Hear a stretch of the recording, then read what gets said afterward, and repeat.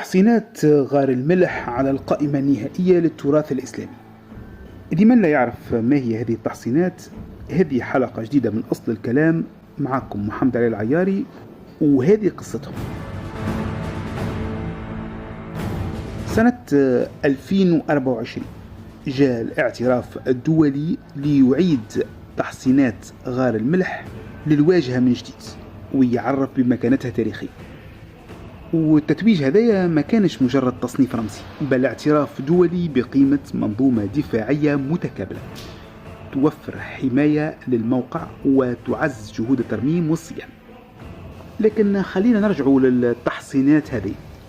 برشا ناس يشوفوها مجرد آثار متناثرة موجودة في غار الملح، لكن حكايتها كبيرة وقصتها طويلة.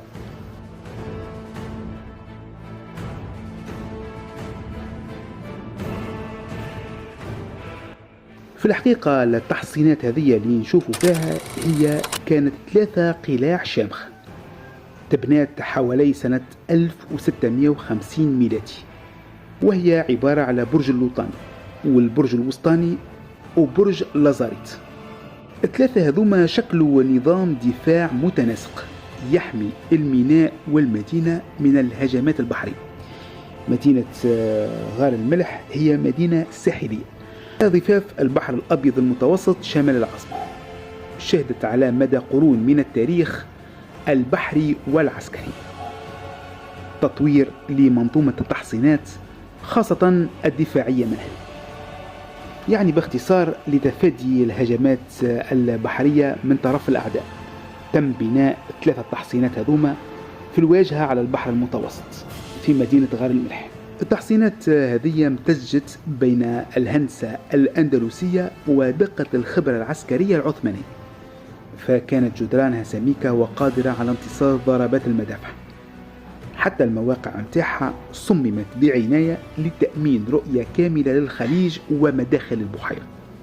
يعني أي هجوم من سفينة بحرية بمدفع مهما كان العيار متاعه ما كانش قادر على اختراق الجدران السميكة لهذا الحصن.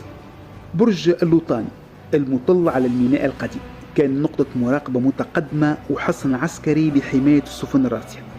أما برج الوسطاني فقد شيد كقلعة مركزية داخل المنظومة الدفاعية محاط بخندق حماية ليؤدي دور القيادة العسكرية والسجن في فترات تاريخية لاحقة.